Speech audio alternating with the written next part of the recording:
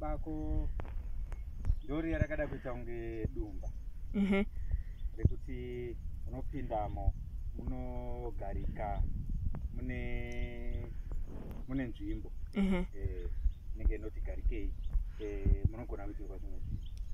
Ninga wakutaura nezvemimwe mipata inodzika kuenda pasi. Bako rinogona kunge riri kwakati tambanukeiwo, asi ninga wadzika kupinda mukati. Ndonzwisisiro yangu. Alright. Nokuti ina handisati ndambopinda mubako, asi riya repa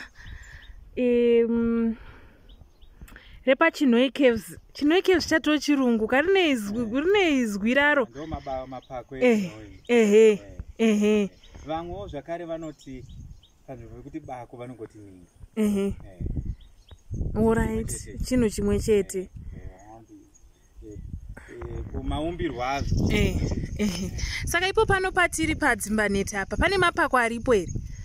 Pane mapako nedzininga dzinopinda mukati memakomo imomo. Hatisati tatopindawo isusu. Isusu nekuti tinoteedzawo chimiro chenzvimbo. Tingaone kuti apo paita unenge musima pinda mukati. Asi hazvirevi kuti wakutopindamoka. Tinotozotatokumbirawo kuti taakudawo kumbopinda. Takuda kumbopinda. Tipindawo tichiona zvakadaro.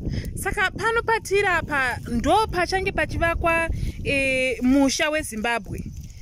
Pano patiri apa ndo pachange uyo watotanga kuvakwa uyo. Ndo imwe yemisha yeZimbabwe. Uyo ndewechizezuru.